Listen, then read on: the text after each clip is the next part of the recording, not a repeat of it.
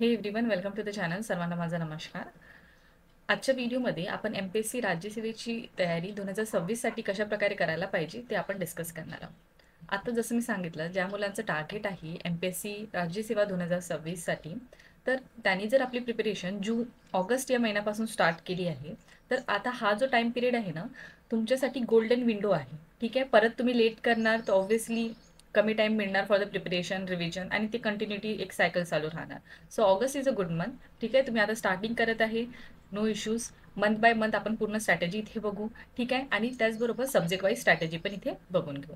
चला, ते स्टार्ट करण्याच्या आधी काही गोष्टी तुम्हाला एमपीएससी राज्यसेवेबद्दल माहिती राहायला पाहिजे.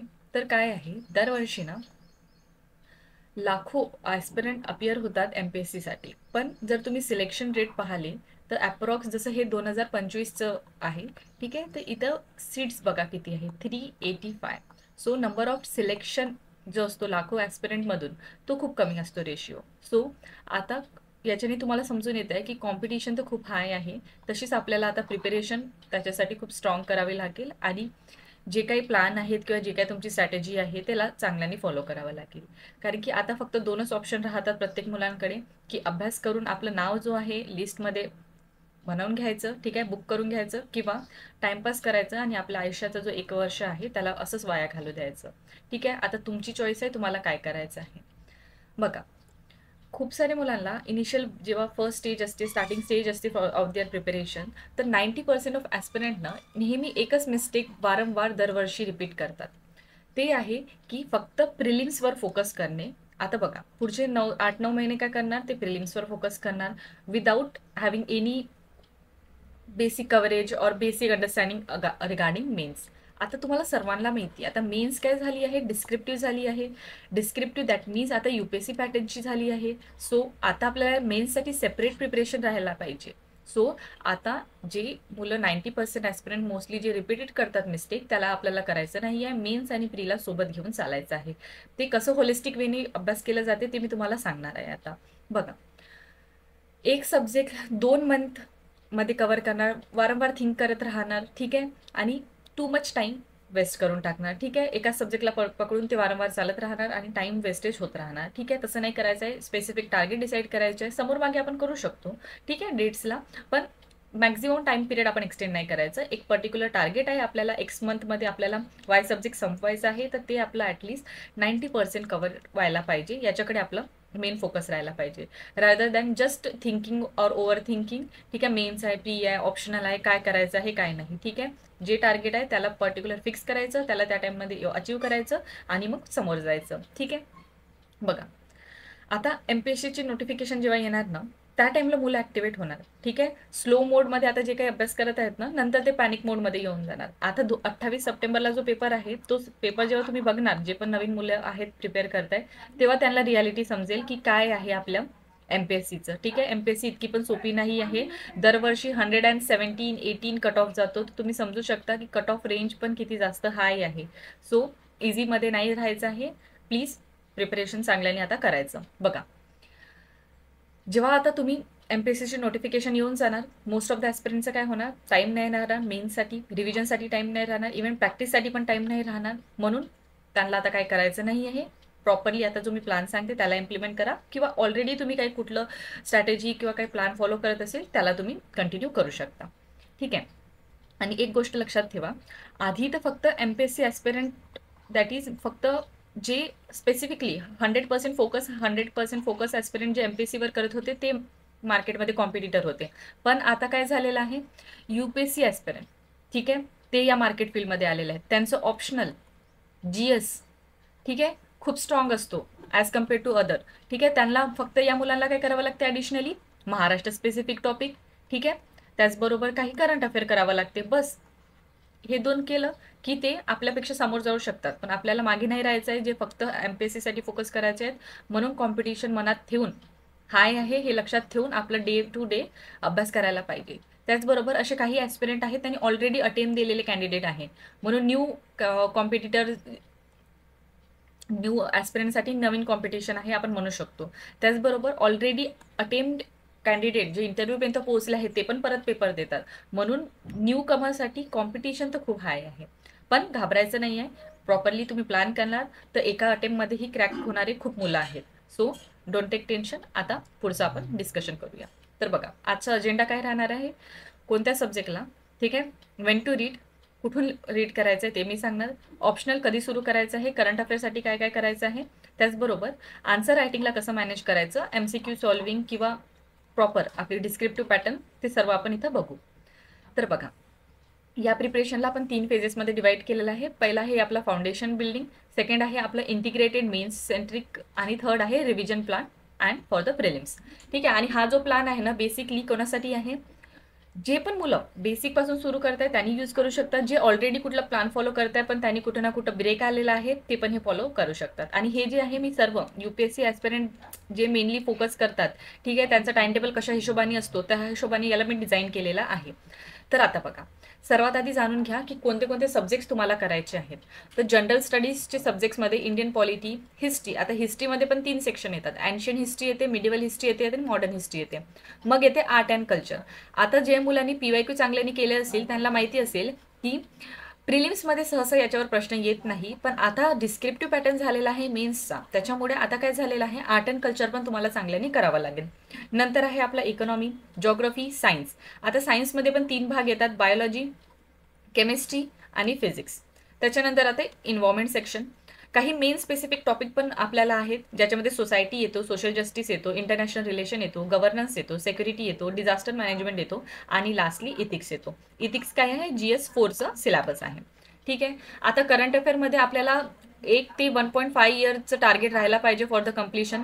आता ऑप्शनलमध्ये काय आहे, आता बघा ऑप्शनलची लिस्ट दिलेली आहे साईटने, ठीक आहे, MPSC आयोगाने दिलेली आहे पूर्ण ऑप्शनलची लिस्ट. तिथून आपण कुठला पण ऑप्शनल सिलेक्ट करू शकतो, ते इंडिव्हिज्युअल आपल्यावर डिपेंड करते. ठीक आहे.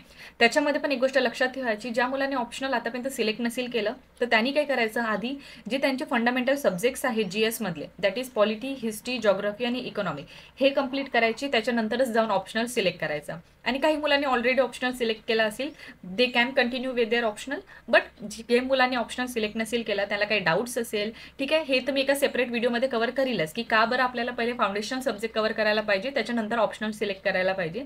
ठीक आहे, मी हे त्याला सेपरेट व्हिडिओमध्ये कव्हर करेल, पण सध्यासाठी लक्षात घ्या ज्यांनी सिलेक्ट नसेल केलं they should complete their first foundational subject, so that त्यांना ओव्हरऑल एक आयडिया मिळून जाईल की काय काय असते कुठल्या कुठल्या विषयामध्ये, आणि त्याच्यानंतर ते आपल्या ऑप्शनलबद्दल थोडं एक ब्रॉडली ओपन राहणार ते, आणि ते ऑप्शनल सिलेक्ट करताना चांगल्याने करू शकेल.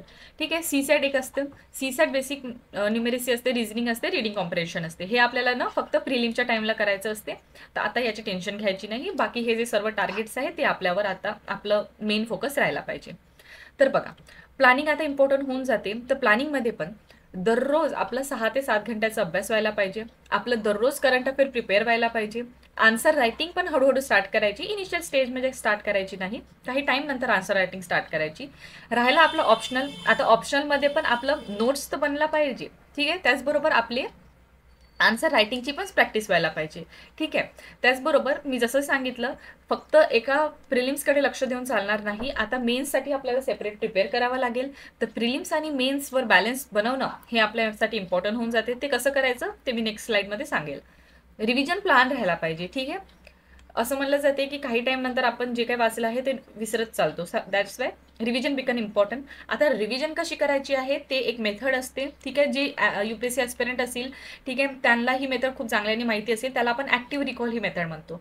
ठीक आहे. आता ॲक्टिव्ह रिकॉल कसं आहे त्याच्याबद्दल मी एक सेपरेट व्हिडिओ आणलेला आहे, तो तुम्ही जाऊन बघू शकता. ठीक आहे. इथं तुम्ही बघू शकता की एक ॲक्टिव्ह रिकॉलचा व्हिडिओ आहे, तुम्ही त्याच्यावर क्लिक करून जो व्हिडिओ आहे तो ॲक्सेस करू शकता. ठीक आहे. हे आपलं रिव्हिजन प्लॅनचं झालं.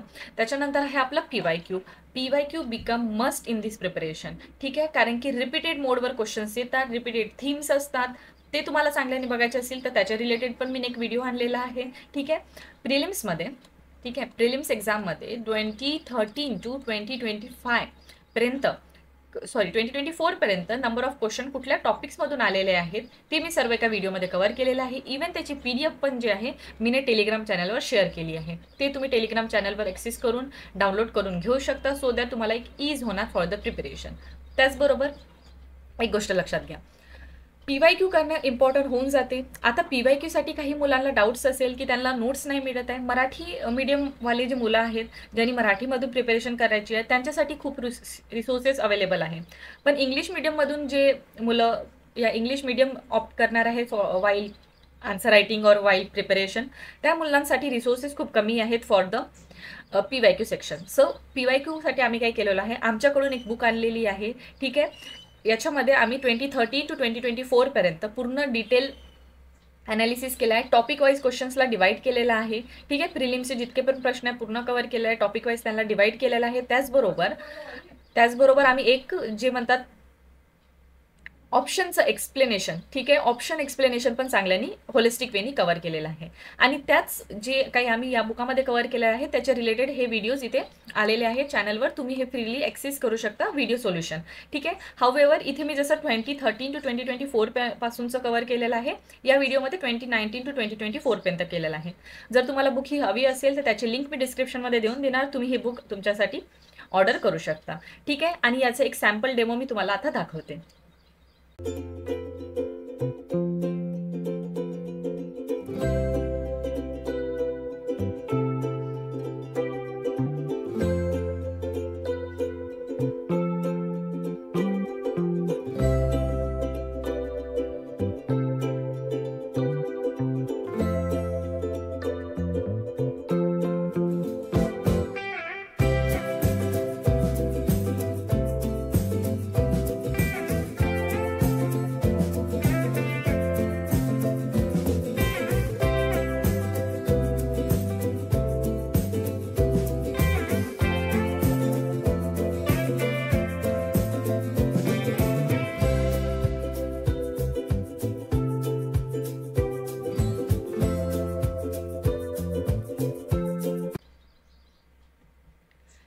ठीक आहे, आता आपण PYQ बद्दल झालं आहे आपलं कंप्लीट डिस्कशन. तुम्ही PYQ डेफिनेटली चांगल्यानी प्रिपेअर करून घ्या, सो दॅट तुमचं कुठं पण तुम्हाला जे प्रिपरेशनला एक मोल्ड द्यायचं असते की कशाप्रकारे आयोग प्रश्न विचारतो, त्या हिशोबाने तुम्ही चांगल्यानी तुमचं प्लॅन करू शकता. सो PYQ बिकम इम्पॉर्टंट आणि PYQ तुम्ही चांगल्यानी प्रिपेअर करून घ्या. ठीक आहे, व्हिडिओ सोल्युशन मी जसं सांगितलं यूट्यूबवर आहेत. कोणाला हार्ड कॉपी हवी असेल ते पण आम्ही तुम्हाला अवेलेबल करून देऊ. आता राहिलं आपलं करंट अफेअर प्रिपरेशन. आता करंट अफेअर काय म्हणलं जाते, करंट अफेअर जो आहे, सॉरी इथं UPSC नाही, ते MPSC हवं होतं. ठीक आहे, करंट अफेअर जो आहे आपला सोल आणि सबस्टन्स ऑफ प्रिपरेशन असं म्हणलं जाते. डायनामिझम ॲड करतो आपल्या प्रिपरेशनसाठी आणि हे कुठं ना कुठं इम्पॉर्टंट होऊन जाते वाईल मेन्स आन्सर रायटिंग. ठीक आहे, प्रिलिम्समध्ये तर विचारतातच दरवर्षी 15 ते 16 प्रश्न MPSC मध्ये येतातच करंट अफेअरवरून. पण मेन्समध्ये पण आता आन्सर रायटिंग जी करत असेल मुलं ऑलरेडी, त्यांना माहिती असेल की करंट अफेअरचा किती मेजर रोल असतो. ठीक आहे, काही नवीन रिपोर्ट जर त्यांना मेन्शन करायची असेल किंवा काही नवीन इंडेक्सेस मेन्शन करायचे असेल, कुठली नवीन कमिटी आली आहे ते मेन्शन करायचे असेल, त्या सर्वांसाठी जे आहे मेन्सच्या प्रिपरेशनसाठी करंट अफेअर इम्पॉर्टंट होऊन जातं. आता त्याला प्रिपेअर कसं करायचं आहे, तर काही न्यूजपेपर तुम्ही रेफर करू शकता. जे बेसिकली इंग्लिश मीडियमवाले मुलं आहे ते द हिंदू किंवा इंडियन एक्सप्रेस हे न्यूजपेपर यूज करू शकतात. ठीक आहे, पण याच्यामध्ये पण एक गोष्ट लक्षात ठेवा की पॉलिटिकल न्यूजचं कव्हरेज नाही करायचं असते. जे आपलं exam point of view important आहे तेच करायचं असते. हाऊएव्हर एक पॉईंट याच्यामध्ये पण कन्सिडर करून घ्या की द हिंदू हा न्यूजपेपर जो आहे ना, त्याची लँग्वेज थोडी टफ जाते काही मुलांना. So they can read the Indian express paper. ठीक आहे, दोन्ही चांगले पेपर आहे, कुठला पण तुम्ही यूज करू शकता. ठीक आहे, आणि याच्यामध्ये पण अराउंड 40 to 50 मिनिट्स जायला पाहिजे. इनिशियल टाईमला तुम्हाला टाईम लागेल, पण हाऊएव्हर हळूहळू जे आहे तुमचा टाईम कमी होत जाणार. मराठीवाले जे ॲस्पिरंट आहेत they can refer the newspaper Loksatta. ठीक आहे, आता मंथली मॅगझिन. आता हे काय तुम्ही जे न्यूजपेपरमध्ये प्रिपेअर करता हे तर खूप चांगली गोष्ट आहे, पण आता हे नोट्स काही मुलं बनवतात, काही मुलं नाही बनवत. नोट्स बनवण्यामध्ये विनाकारण टाईम जाते. त्याचं काम कोण करतो, कोचिंग इन्स्टिट्यूट करतो. तर कोचिंगवाले जे आहेत मंथली मॅगझिन घेऊन येतात. आम्ही पण आमच्याकडून एक मॅगझिन आणलेली आहे. ठीक आहे, ही आहे ते आमची मॅगझिन. या मॅगझिनचं इथं जसं मी आहे, आम्ही जून मंथची मॅगझिन जी आहे holistic from prelims as well as mains point of व्ह्यूने पूर्ण ही मॅगझिन आणलेली आहे. ठीक आहे, याची जे लिंक आहे म्हणजे टेलिग्रामवर मी हे फ्रीली तुम्हाला सर्वांसाठी अवेलेबल करून दिलेली आहे. तर जून मंथची तुम्ही मॅगझिन चांगल्याने बघू शकता की कशा प्रकारे आपलं करंट अफेअरचा कव्हरेज राहायला पाहिजे, right from the pre as well as right from the mains point of view. ठीक आहे, प्रॉपरली होलिस्टिक वेनी कव्हर केलेले आहे. तुम्ही एकदा ही मॅगझिन जी आहे टेलिग्राम चॅनलवरून डाउनलोड करून बघू शकता. ठीक आहे, तर करंट अफेअर पण तुमचा सॉर्ट झाला, PYQ पण तुमचं सॉर्ट झालं. ठीक आहे, आता तिसरा मेजर ऑप्शन मेजर क्वेश्चन येतो आपलं ऑप्शनल सब्जेक्टचं. तर एक गोष्ट लक्षात ठेवा, 500 मार्क असतात ऑप्शनलचे, ठीक आहे. म्हणून मी आधी पण सांगितलं, सिलेक्ट करायचं after reading the basic subject, that is polity, economy, geography and history, ठीक आहे. त्याच्यानंतर त्याची नोट्स मेकिंग व्हायला पाहिजे आणि नंतर त्याची आन्सर रायटिंगची प्रॅक्टिस व्हायला पाहिजे, ठीक आहे. डिफरंट मुलांचं डिफरंट ऑप्शनल असतो, ते आपला इंडिव्हिज्युअल त्याला जो ठीक वाटतो तो ऑप्शनल तो सिलेक्ट करू शकतो. लवकरच आम्ही आमच्याकडून पण काही आणणार आहोत, पण ते सर्व जे आहे मी तुम्हाला लवकरच अनाऊन्स करेल. सध्यासाठी ज्यांचं कुठून प्रिपेअर करत असेल त्यांना प्रिपेअर करू शकतात, ठीक आहे. ज्यांनी सिलेक्ट नसेल केलं त्यांचं मी आधीच सांगितलं आहे, just go to this basic subject and then they should select their optional, ठीक आहे. आणि एक गोष्ट लक्षात ठेवा, ॲटलीस्ट सप्टेंबर ऑनवर्ड जे आहे that is till the month of Jan तुमचं जे आहे ऑप्शनलचं प्रिपरेशन सुरू व्हायला पाहिजे आणि तुम्ही जे आहे चांगली त्याच्यामध्ये आन्सर रायटिंग, नोट्स मेकिंग ते कंटिन्यू करायला पाहिजे, ठीक आहे. हे झालं आपलं ऑप्शनल. तर आपलं बेसिक 3 जे होते that is current affair, PYQ आणि ऑप्शनल, ठीक आहे, हे आपण डिस्कस केलो. आता येतो आपण आपल्या GSकडे, ठीक आहे. तर बघा, फाउंडेशनल सब्जेक्ट्स, जसं मी म्हणले फाउंडेशन बिल्डिंग करावं लागेल आधी आपल्याला. तर फाउंडेशन बिल्डिंग आपण ऑगस्ट ते नोव्हेंबर मंथपर्यंत करू शकतो. तर सर्वात इझी सब्जेक्ट येतो आपला पॉलिटी. पॉलिटीसाठी तुम्ही लक्ष्मीकांत ही पुस्तक रेफर करू शकता, ठीक आहे. हा आहे इंडियन कॉन्स्टिट्यूशन अँड वर्क. हा जो आहे थोडा कन्सेप्च्युअल बुक आहे, ठीक आहे. ज्याची इंग्लिश थोडीफार चांगली असेल they can read this book, otherwise काही नाही, लक्ष्मीकांत वापरायची, ठीक आहे. हे पॉलिटिकल थेरी, हे 2 थेरीज वाले बुक्स आहेत, थोडे कन्सेप्ट समजण्यासाठी वापरले जातात, पण तितकं डिटेलिंग MPSC विचारत नाही UPSC सारखं. So they can directly refer to the Lakshmikant पुस्तक. दुसरी कुठलीच बुक रेफर करायची गरज नाही आहे. ही बुक जी आहे मराठी ॲज वेल एज इंग्लिशमध्ये पण अवेलेबल आहे. ह्या बुक्सची लिंक्स जे आहेत, इथे मी जितके पण बुक्स तुम्हाला डिस्प्ले करणार सर्व बुकची लिंक मी डिस्क्रिप्शनमध्ये देऊन देते, ठीक आहे. ज्यांना जी बुक परचेस करायची आहे ते चांगल्याने परचेस करू शकतात. आणि येस, आमच्याकडून पण जे बुकलेट्स आहेत त्याची पण लिंक मी डिस्क्रिप्शनमध्ये देते, तुम्ही तिथून पण ते बुक ऑर्डर करू शकता. त्याच्यानंतर आता राहिला आपला इकॉनॉमी विषय. इकॉनॉमीसाठी आपण जवळपास 30 दिवस घालवू शकतो. त्याच्यामध्ये हे काही पुस्तक आहे NCERTs आहेत, ठीक आहे. आता NCERT जर तुम्ही नाही वापरलं, नो इश्यूज, तुम्ही काय करू शकता, इंग्लिश मीडियमवाल्या मुलांसाठी मी सांगत आहे, रमेश सिंगची एक पुस्तक आहे किंवा श्रीराम आयसची पुस्तक आहे, ते तुम्ही वापरू शकता. UPSC वाल्या ॲस्पिरंटसाठी तर ही फारच चांगली पुस्तक आहे.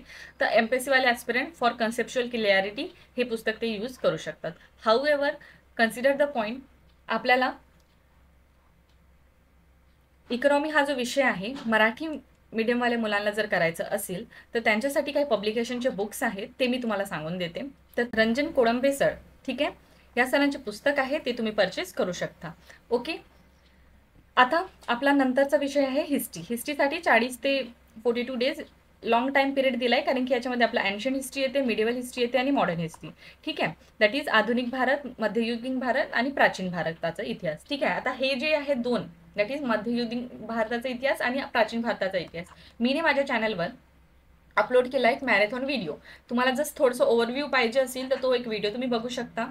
अँड बाकी तुम्ही रिसोर्सेस तर यूज करू शकता, पण तुम्हाला जर एक ओव्हरव्ह्यू पाहिजे असेल या विषयांचा तर तुम्ही चॅनलवरून बघू शकता. त्याचबरोबर यांची PDF पण मी जी आहे टेलिग्रामवर अवेलेबल करून दिलेली आहे, ठीक आहे. तर हिस्ट्रीसाठी कुठला सोर्स वापरायचा, तर तुम्ही जे आहे NCERTs यूज करू शकता एन्शियंट आणि मिडिवल हिस्ट्रीसाठी. आणि जे मुलं इंग्लिश मीडियममधून प्रिपेअर करत आहेत they can refer the book Spectrum for modern history coverage, ठीक आहे. आधुनिक भारताचा इतिहास करायसाठी ते मॉडर्न हिस्ट्रीसाठी दॅट इज स्पेक्ट्रम बुक वापरू शकता. किंवा जे मराठी मीडियममधून करत आहे त्यांनी समाधान महाजन सरांचे जे पुस्तक आहे ते डायरेक्टली रेफर करू शकता. आणि एक गोष्ट लक्षात ठेवा, जे पण मुलं मराठी इंग्लिशमधून प्रिपेअर करत आहेत आणि ते जर स्पेक्ट्रम पुस्तक वापरत असेल तर त्या मुलांना काही सेपरेटली महाराष्ट्र स्पेसिफिक समाजसुधारक वगैरे जे टॉपिक्स आहेत ते सेपरेटली प्रिपेअर करावं लागेल. ते काही स्पेक्ट्रममध्ये कव्हर नाही आहे, त्याच्यासाठी त्यांना सेपरेटली करावं लागेल. पण जे मुलं समाधान महाजन सरांचे पुस्तक वापरत आहे तर ही पुस्तक जे आहे त्याच्यामध्ये सर्व कव्हर केलेलं आहे, तर ते कंटिन्यू करू शकतात, ठीक आहे. आता राहिला आपला नेक्स्ट विषय दॅट इज जॉग्राफी. आता जॉग्राफीसाठी 30 अप्रॉक्स डेज आपण अलॉट करू. याच्यासाठी बेस्ट सोर्स आहे NCERTs, ठीक आहे. आता NCERT मध्ये एक गोष्ट लक्षात घ्या, टू द पॉईंट, जे माझे मुलांनी PYQचा व्हिडिओ बघितला असेल त्यांना माहिती असेल, नंबर ऑफ क्वेश्चन्समध्ये मी तुम्हाला सांगितलं आहे की डायरेक्ट NCERTs मधून प्रश्न विचारलेले आहेत. So NCERT become must for the preparation of a geography. त्याचबरोबर कुठल्या पण हे जे आहेत पब्लिकेशनचा ॲटलास तुम्ही रेफर करू शकता, ठीक आहे. ओरिएंट स्पॅन असो की बाकी पण कंपनीज आहेत, त्याच्यामधला कुठला पण कंपनीचा ॲटलास तुम्ही यूज करू शकता Maharashtra मॅपिंगसाठी as well as Indian मॅपिंगसाठी. आणि वर्ल्डवरून मॅपिंगवरून पण काही प्रश्न येतात, तर ते पण आपल्याला चांगल्याने थोडं कव्हर करावं लागेल. ठीक आहे. सो मॅपिंग करण्यासाठी कुठलं पण कंपनीचा ॲटलास तुम्ही घेऊ शकता. त्याचबरोबर काही मराठी जर बुक्स बघितले ज्यांना NCERT ठीक नाही वाटत, ठीक आहे, दे can refer other resources. Saudi सरांचं पुस्तक वगैरे ते वापरू शकतात. इथे सर्व बुक्स इथे मी मेन्शन केलेले आहेत, त्यांची लिंक पण मी डिस्क्रिप्शनमध्ये दिलेली आहे, ते बुक जाऊन कन्सिडर करू शकतात. एक GC लिओंग म्हणून पण पुस्तक असते, ज्या मुलांचं ऑप्शनल वगैरे असणार ना जॉग्राफी, ते पुस्तक रेफर करू शकतात. ॲज फार इतक्या हाय लेवलचे प्रश्न आपल्याला विचारले जात नाही. ठीक आहे. तर हे झालं आपलं ओके. महाराष्ट्र भूगोलचे विठ्ठल पुंगडे सरांचं पण एक पुस्तक आहे, ते पण ते रेफर करू शकतात. आणि एक गोष्ट लक्षात ठेवा, इनिशियल स्टेजमध्ये कधी पण मेन्सच्या आन्सर रायटिंगसाठी रश करायचं नाही. राईट फ्रॉम पहिल्या दिवसापासून आपण मेन्सचे आन्सर लिहू असं होत नाही. पहिले तुम्हाला कंटेंट बिल्ड करावं लागेल, त्याच्यानंतरच कुठे जाऊन तुम्ही मेन्सचे आन्सर लिहू शकता. ठीक आहे. तर हे झालं आपलं फर्स्ट फाउंडेशन फेज. ओके. आता येऊ आपण सेकंड फेजकडे, जो आपला इंटिग्रेटेड प्रिलिम्स आणि मेन्समध्ये राहणार, that is December to February time पिरियडमध्ये. तर याच्यामध्ये काय आहे, आपण इन्व्हॉल्वमेंट करू शकतो 15 दिवसामध्ये. शंकर IAS आणि PMF ची पुस्तके आहेत हे. ठीक आहे. याच्यामध्ये मग पूर्ण बुक आपल्याला वापरायची नाही आहे, जस्ट स्पेसिफिक काही चॅप्टर्स आहेत ते आपण केलं तरी आपलं इन्व्हॉल्वमेंट फॉर MPSC चांगल्याने प्रिपेअर होऊन जातो. ठीक आहे. तर याच्यामध्ये जास्त वेळ घालवायचा नाही. आता कुठले चॅप्टर्स ते मी तुम्हाला सेपरेट एका व्हिडिओमध्ये सांगेल. त्याचबरोबर मी जसं आधीच सांगितलं, एका व्हिडिओ मी अपलोड केला आहे ज्याच्यामध्ये मी पूर्ण मेन्शन केलेलं आहे कुठल्या टॉपिक्समधून किती प्रश्न आले आहेत. ते तुम्ही जर बघणार तर तुम्हाला सॉर्ट आउट करू शकणार तुम्ही स्वतः पण कुठले लेसन्स आपल्याला या बुकामधून करू शकतो म्हणून. त्याचबरोबर नेक्स्ट आहे सायन्स अँड टेक. तर सायन्स अँड टेकसाठी सचिन भस्के सरांचं पुस्तक आहे, ते तुम्ही रेफर करू शकता. होलिस्टिक वेने त्यांनी सर्व बायोलॉजी, केमिस्ट्री आणि फिजिक्स तीनही कव्हर केलेलं आहे. त्याच्यानंतर सर्वात मेन इम्पॉर्टंट होऊन जातो आपला इथिक्स. आता इथिक्स आपण अप्रॉक्स 1 महिना द्यायचं. इथिक्समध्ये पण एक लक्षात ठेवायचं, लेक्झिकॉन म्हणून एक पुस्तक आहे, ते तुम्ही रेफर करू शकता. ठीक आहे. याच्यामध्ये जेव्हा तुम्ही लेक्झिकॉन पुस्तक ही रेफर करणार, त्याच्यामध्ये पण एक लक्षात ठेवा, कीवर्ड जितके पण सिलेबसमध्ये कीवर्ड आहेत त्याचे नोट्स आपल्याकडे बनवून राहायला पाहिजे. त्याचबरोबर एक्झाम्पल्स पण जे आहेत ते आपले पण चांगल्याने रेडी राहायला पाहिजे for all the keywords regarding ethics preparation. आता राहिले काही मेन स्पेसिफिक सब्जेक्ट दिले आहे, governance, international relation, social justice and society, internal security, disaster management. ठीक आहे. या सर्व सब्जेक्टसाठी आपण 30 ते 40 दिवस घालवू शकतो आणि चांगल्याने प्रिपेअर करू शकतो. आणि त्याच्यानंतर लास्ट जो येतो आपला एसे. आता एसे प्रिपेअर करायसाठी काय आहे, एसेसाठी काय नाही, तुम्ही जेव्हा कंटेंट बिल्ड होऊन जाणार त्याच्यानंतर तुम्ही चांगल्याने एसे लिहू शकणार. ठीक आहे. आणि एक गोष्ट लक्षात ठेवा, PYQ तुम्ही जे आहे PYQ मध्ये कुठले पास्ट इयरमध्ये काही प्रश्न विचारले असेल एसेचं, तर ते तुम्ही नंतर सॉल्व्ह करून घ्याल. कारण की हा जो तुम्ही एसे वगैरे जेव्हा स्टार्ट करणार तोपर्यंत म्हणजे आता जे 2025चे मुलं आहेत त्यांचं मेन्स होऊन जाणार. त्या टाइमला तुम्हाला चांगल्याने होलिस्टिक वेने समजून येणार काय काय प्रश्न आले आहेत PYQ मध्ये. ठीक आहे. सो तुम्ही त्या टाइमपर्यंत मग एसेचं सॉल्व्ह करू शकता. त्याचबरोबर एक लक्षात ठेवायचं, हे रिसोर्सेस या सब्जेक्टसाठी रिसोर्सेस वगैरे जे आहेत ते मी सेपरेट व्हिडिओमध्ये ऑलरेडी कव्हर केलेले आहेत. ठीक आहे. GS1, GS2, GS3, GS4 सब्जेक्टचं preparation कसं राहायला पाहिजे हे मी होलिस्टिक वेने कव्हर केलेलं आहे. त्याचं पण लिंक मी डिस्क्रिप्शनमध्ये देऊन देणार, ते पण तुम्ही चॅनलवर जाऊन बघू शकता regarding this subject resources. Otherwise मी इथेच डिस्कस करेल तर हा व्हिडिओ खूप लांब होऊन जाणार. ठीक आहे. डन. आपले सर्व सब्जेक्ट्स कव्हर झालेले आहेत. आणि मग लास्ट आपला फेज राहणार मार्च टिल आपली प्रिलिम्स, ज्याच्यामध्ये आपला फक्त फोकस राहणार रिव्हिजन आणि प्रिलिम्स पॉईंट ऑफ व्ह्यूने अभ्यास करण्यासाठी. ठीक आहे. डन. आणि ऑब्व्हियसली मॉक टेस्ट पण लावायचं. आणि एक गोष्ट लक्षात ठेवा, हा जो फेज येतो ना आपला डिसेंबर पासून वगैरे, त्या टाइमला तुमचं एकदम चांगल्याने बेसिक कव्हर होऊन जाते. त्या टाइमला तुम्ही आन्सर रायटिंग पण प्रॉपरली करू शकता. ठीक आहे. काही इनिशिएटिव्ह, फ्री इनिशिएटिव्ह आम्ही आणत आहोत आन्सर रायटिंगसाठी, ते पण मी लवकरच अनाऊन्स करेल. ठीक आहे. सो दॅट तुम्हाला पण त्याची हेल्प म्हणजे बेनिफिट घेता येणार. ठीक आहे. डन. ओके. सर्व आपण होलिस्टिक जो प्लॅन आहे ज्याच्यामध्ये आपण पूर्ण फाउंडेशन सब्जेक्टचा कव्हरेज, ठीक आहे, त्याचबरोबर जो आपला इंटिग्रेटेड मेन्स आणि प्री पॉईंट ऑफ व्ह्यूने जे सब्जेक्ट्स येतात ते पण कव्हरेज, आणि लास्टला आपला रिव्हिजन प्लॅन वगैरे पण आपण सर्व डिस्कस केलेला आहे. ठीक आहे. 3 फेज रिव्हिजन प्लॅन होतं. PYQs झालं, करंट अफेअर्स झालं, सर्व आपण होलिस्टिक वेने कव्हर केलेलं आहे. So thank you. आणि जे काही फ्री इनिशिएटिव्ह आम्ही आणत आहोत तुमच्यासाठी त्याचं डेफिनेटली बेनिफिट घ्या. ठीक आहे. जे बुक्स वगैरे हवे असेल ज्यांना, ते definitely they can order the book. And all the best. लवकरच भेटूया पुढच्या व्हिडिओमध्ये.